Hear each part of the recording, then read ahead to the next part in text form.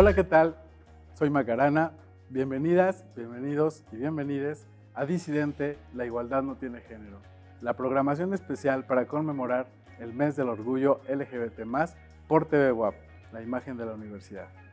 Brahim, Marco, gracias por aceptar la invitación. Me gustaría que nos platicaran, bueno, desde su experiencia personal, que tuvieron con ella, pues algunos aspectos de su vida en el activismo, sobre todo su lucha aquí en la ciudad de Puebla.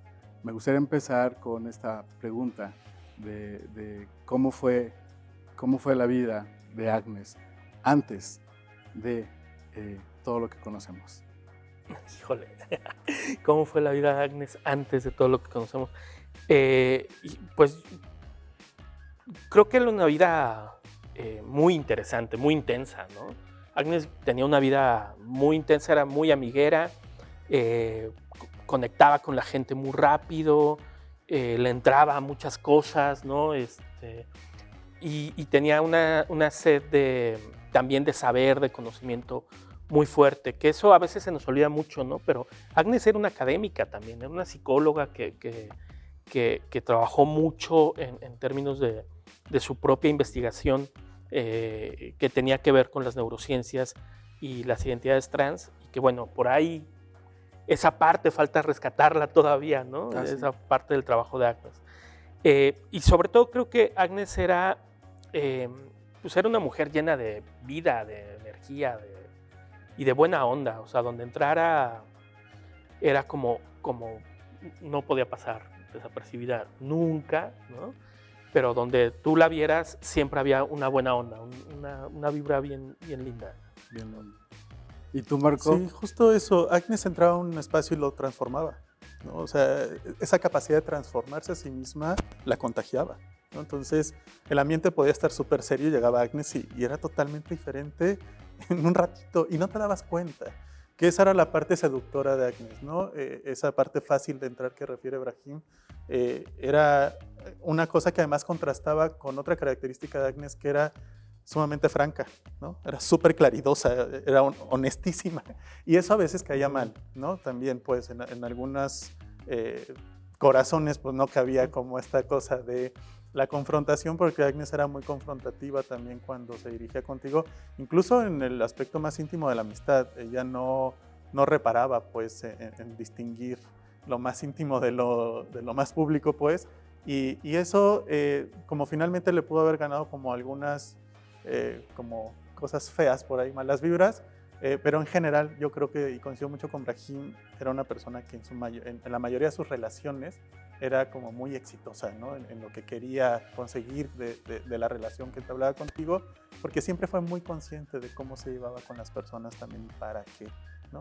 Y la buena fe que siempre puso por delante para relacionarse fue lo que hizo que, vaya, su vida y su caso en especial fuera una nota distintiva de muchas otras vidas, ¿no? de muchas otras vidas, incluso otras personas trans también. Agnes tuvo distintivos siempre, ¿no? Hubo una cosa que siempre la hizo diferente de lo diferente y eso se reflejó en el momento en que dejó de estar, ¿no? Eso es muy importante también. ¿Cuál crees tú, Brahim, que fue la razón principal por la que Agnes comenzó la lucha por la reforma? Su propia historia de vida, ¿no? Es decir, a mí me parece que sí parte de su propia realidad en torno al momento en que ella se descubre trans y se asume como una mujer trans y empieza a vivirse de tal manera que ocurre en la universidad, ¿no? Ella estudió en la UB y es ahí donde empieza esta lucha institucional, ¿sabes? Porque además no solamente es como o sea, la lucha familiar, la lucha del contexto cercano, sino también, es decir, hay esa otra especie como de salida que es una postura política ante la institución, ¿no? O sea, es una postura política ante la institución y que ella dice, pues yo me llamo Agnes Torres y quiero que se me reconozca como tal. Y esa fue una pelea esa fue como la primera gran lucha pública que tuvo, ¿no? El reconocimiento de su identidad a través de la institucionalidad, es decir, que su título universitario tuviera su nombre, que es algo que no logra, ¿no? O no logra en vida, pues ya después hubo otros procesos ahí. Y de ahí, cuando se viene a vivir a Puebla, ella se incorpora de inmediato a la vida activista de ese momento, ¿no? Así, pero de inmediato. Ella llega a la Semana Cultural de la Diversidad Sexual de ese año, 2006, y a partir de ahí establecemos un círculo de amistad con ella muy, muy profundo, y ella ya empieza a decir, bueno, tenemos que hacer algo, ¿no? Entonces, se incorpora a un proyecto que impulsamos en ese entonces que se llamó Erósfera, y se incorpora además como la psicóloga de Erósfera, ¿no? O sea, de inmediato a trabajar en su tema, ¿no? Claro, ahorita lo mencionas porque aparte de todo esto, Agnes, en su papel como psicóloga, asumía también roles con la demás comunidad del activismo real, del que ahora se necesita de asumirlo desde la propia persona, ¿no? Entonces, ahorita lo que nos compartes, ¿qué recuerdos tienes de Erósfera y de todo lo que vimos por ahí en las fotografías? ¿Qué pasó por ahí, Marco? Híjole, en Erósfera, digo, además de ser la psicóloga que acompañó muchos procesos trans y nuestros propios procesos, pues también, porque básicamente era una loquera Erósfera, ¿no? Cuando lo hicimos y cuando siguió y cuando acabó. También Agnes hizo algo que fue muy valioso para el espacio mismo de Erósfera, incluso para su propia iniciativa, que fue participar de la iniciativa de la Ciudad de México para la reforma de la identidad, para el Código Civil, ¿no? Para la identidad sexogenérica en documentos oficiales, y esa experiencia la trajo a Puebla, y básicamente ella sola, ¿no? Entonces, en Erósfera encuentra una oportunidad, ¿no? Lo que pasa es que Erósfera desaparece como proyecto, y no sé si te acuerdas cuando fuimos al Congreso del Estado, que andábamos ahí moviendo una agenda desde el ODECIR, ya desde el observatorio, y nos la encontramos allá afuera en una banquita sentada, porque Agnes era tan claridosa, ¿no? Que también se le notaba la tristeza inmediato. Yo estaba con unas hojitas, con un folder en las piernas, y veía su folder que era su iniciativa, ¿no? Y le preguntamos, ¿qué onda, qué haces acá? Y nos dice, ay, es que vine a hablar con la diputada, pero nada más me van a prestar un asesor y pues quién sabe qué vaya a pasar con mi iniciativa. Y fue cuando decidimos empezarla a trabajar en conjunto. Es decir, ella lo hizo sin andar presumiendo, ¿no? Sin andar anunciando, yo soy aquí ¿no? La Mesías trans que estaba esperando Puebla, como de repente ya se anda haciendo por ahí, ¿no? Y me parece que eso era muy legítimo de su parte, porque lo que ella estaba haciendo era no exponer a la población en su ejercicio experimental de incidencia. Y eso es muy valioso, es muy ético de ella, ¿no? Exactamente, creo que la historia de Agnes nos enseña tanto también en esta deconstrucción que tenemos que hacer como personas, ¿no? Porque muchas veces podemos seguir un ideal, pero buscamos un reflector, tenemos otros intereses, y creo que la historia de Agnes es muy genuina en ese sentido. Empezó como una lucha personal y después creo que no tenía idea del impacto que podía causar con todos estos beneficios. ¿Cómo se fue logrando? ¿Qué pasó después? ¿Cuándo fue el proceso en el que realmente hubo posibilidades de que avanzara? Fue un proceso bien atropellado al principio. ¿No te acuerdas de algún diputado que presentó una iniciativa con su brillante asesor? Ay, no, qué horror. Para, Sí, para incluir a las personas trans en el Código Civil en el capítulo de indigentes? Así nada más, pues, ¿no? Entonces, desde ahí empezamos esta lucha, ¿no? No estaba Agnes todavía, entonces, ¿no? Ahí como que decíamos, oye, esto no, ¿no? Pero no somos las voces autorizadas al final del caso. Después se presentó, hubo un intento de una iniciativa ahí con todos los controles, ¿no? O sea, con control judicial, con control psiquiátrico, con control médico, con control del aval de 2 expertos. Y bueno, o sea, era así como, ¿no? Y avisarle a la Secretaría de Finanzas, a la Secretaría de Gobernación, al Ejército Nacional. Vaya, porque de repente se caracterizaba a las personas trans como delincuentes, siempre, ¿no? Ligadas a la ilicitud. Y eso es terrible. No, claro. Hoy todavía cuesta mucho trabajo quitar ese estigma. Pero era como esa lucha hasta que llegaron los ejercicios, pues más desde la Ciudad de México, ¿no? En estos contagios, junto con el trabajo de establecer criterios jurisprudenciales que también dieron mucha luz de cómo se tenían que hacer las reformas y presionaron, ¿no? Para que se presentara esta iniciativa, que también fue un momento bastante atropellado al mismo momento, pues, ¿no? Vaya, estas peleas entre las bancadas de partidos, ¿no? Estos intereses más personales que siempre intervienen, y que algo que yo criticaría mucho del proceso que sucedió es que siempre se eligen los derechos de las poblaciones más vulnerables para la jugarreta política, ¿no? Creo que son las personas ideales para poder contarnos una anécdota que yo quiero que nos compartan. Hay una anécdota respecto a este día que ella recibe en el podium su título Constancia Universitaria, y lo hacen con el nombre de el deed name, ¿no? Que ya no tiene que estar usado y que tenía mucho tiempo que ya no usaba. ¿Qué hizo ella? Cuéntanos. Pues no lo recibió. O sea, es decir, no pasó, por supuesto, ¿no? Estaban nombrando a una persona que no era ella, y además que ella había estado buscando a través de la institución, pues, ese reconocimiento, y simplemente pues no se levantó por él, ¿no? Y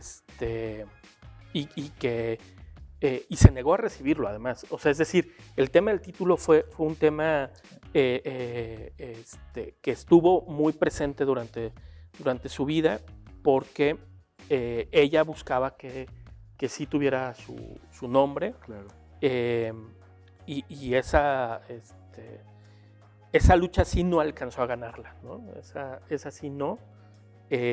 Aunque después de su asesinato, la UV, digamos, quiso reparar esa omisión y emitió una especie de diploma muy parecido al título que se le entregó a su madre, porque fue como el límite institucional que se pudo tener, ¿no? Legal. Sí, también, por ejemplo, yo me acuerdo cuando estaban las discusiones en el Congreso del Estado sobre la despenalización del aborto, ¿no? Que tiene que ver con la autonomía reproductiva de las mujeres. Agnes estuvo ahí. Agnes fue muy activa en ese momento, ¿no? Agnes le dio mucho apoyo a las diputadas que en ese momento estaban dando la batalla, y apoyo cercano, claro, apoyo personal. Es decir, Agnes era muy solidaria con otros temas, no era su tema solamente, pues era una conciencia política que la llevaba a hermanarse de otras maneras, y eso de repente a muchas personas les hizo mucho ruido de, es que es una persona trans, una mujer trans hablando de aborto, ¿no? Agnes sabía que esto es una apuesta democrática, ¿no? Que no es mi tema, no es mi gueto, no es mi circulito, y siempre fue más allá. O sea, las fronteras de Agnes eran tan porosas que eso la hizo estar en muchos lados. Y justo después de su asesinato, cuando fueron las manifestaciones públicas, lo pudimos notar. Había muchísima gente heterosexual, ¿no? Acompañando la manifestación LGBT en ese momento.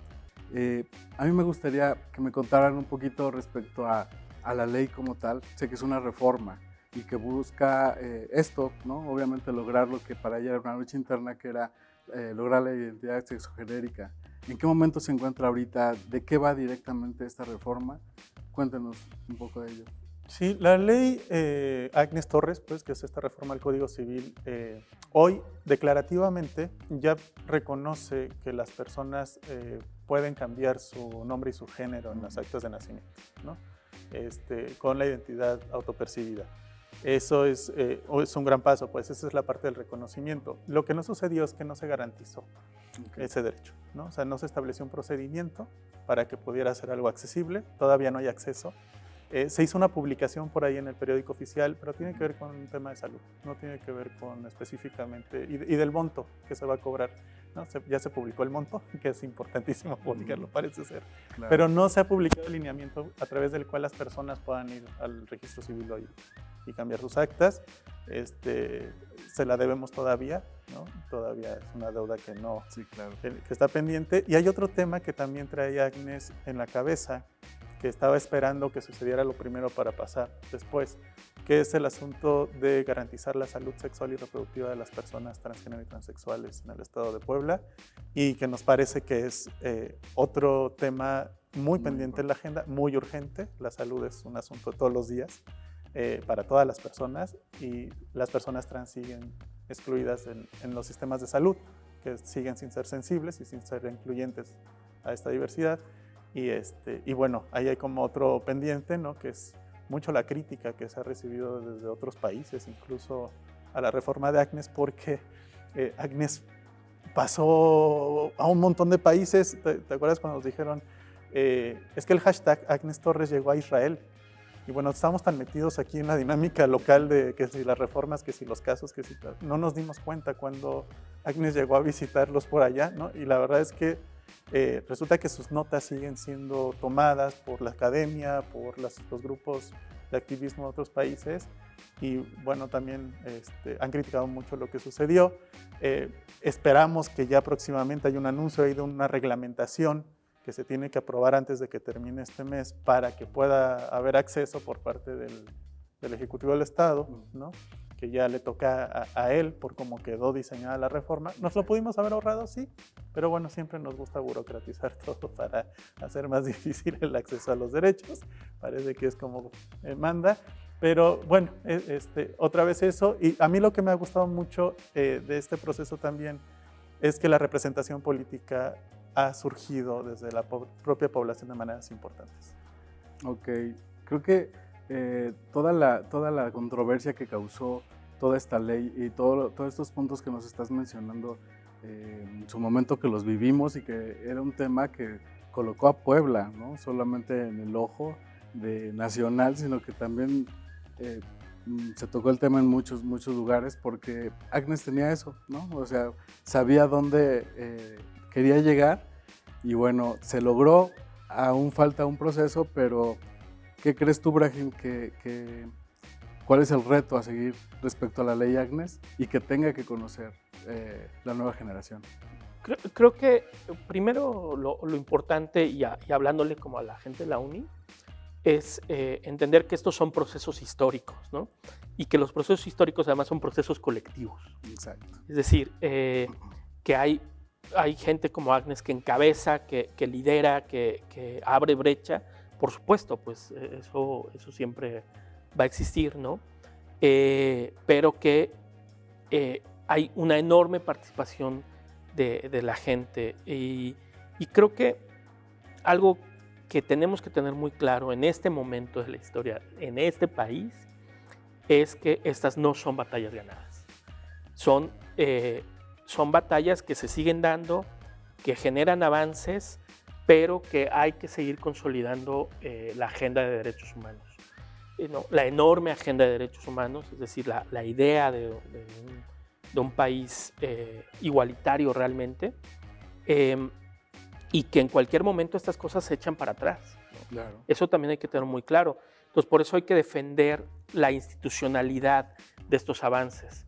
Y como decía Marco, pues ahorita lo que estamos esperando es justo que el reglamento sea publicado, pues que la reglamentación sea publicada, pero sobre todo que no se considere esto como un punto final, ¿no? Claro. Este no es un punto final de ninguna agenda. Pero desde su postura personal, ¿qué les podrías dejar a la comunidad universitaria? Pues yo le hablaría en términos generales a la comunidad, ¿no? Y es decir, creo que una sociedad se tiene que medir en gran medida en función del trato igualitario. Es decir, entre menos discriminación haya en una sociedad, entre más condiciones de igualdad se generen, entre más reconocimiento de la otra persona, entre más empatía y solidaridad hacia quienes están en otra situación distinta a la mía, haya, pues mucho mejor, mucho más cohesionado vamos a tener el tejido social. Y esa es una responsabilidad, es decir, las posiciones neutrales en este momento, el decir, como a mí no me toca, como a mí no me afecta, entonces no me meto, es estar del otro lado, ¿no? No, como dice esta máxima antirracista, ¿no? Que es, no se trata de no ser racista, se trata de ser antirracista, Claro. ¿no? Eso aplica para todo lo demás también, me parece a mí. Sí, yo coincido Sí, con que Marco. justo hay que abandonar la neutralidad, hay que reconocer las diferencias, hay que reconocer las diferencias desde su historia para saber las deudas históricas que tenemos que pagar, porque tenemos muchísimas, pero principalmente con la comunidad trans. Hoy me parece que dentro de la agenda de diversidad sexual es lo más urgente, lo más importante atender, lo de ya, mañana. Yo siempre lo he colocado últimamente como una prioridad y algo que ahorita me estaba acordando de Agnes cuando después de su asesinato que dijo Brahim, es Agnes no la enterramos, Agnes la sembramos, ¿no? Me parece que eso es algo que tenemos que recordar de muchas maneras porque el ejemplo de Agnes no se acabó con esta reforma. Parece que, o sea, Agnes sigue creciendo y floreciendo y dando después de muchos años y justo es en la memoria, ¿no? Y en la conciencia en donde la mantenemos viva y así se tienen que mantener muchos otros procesos. Y otro llamado a la solidaridad más amplia con otras causas también es importantísimo para crecer como comunidad LGBTIQ, que de repente creemos que es mucho lo pro-gay y no, en realidad esto tiene que ser como el arco iris, ¿no? De veras. De veras, Ya de del veras. real. Yo les agradezco mucho, gracias por esta charla, gracias por recordarnos todo lo que representa Agnes en su vida, por compartirnos esa parte personal que muy pocas personas conocen y que hoy tenemos la fortuna de tenerlos a ustedes. Y sobre todo, recordarnos una vez más lo que Agnes deja a toda la población, a toda la ciudad de Puebla, pero sobre todo el ejemplo que ella tuvo a esta lucha. Muchísimas gracias por quedarse con nosotros. Les invitamos a seguir la transmisión de Disidente, la programación que la Benemérita Universidad Autónoma de Puebla junto con TV UAP ha preparado. Muchas gracias.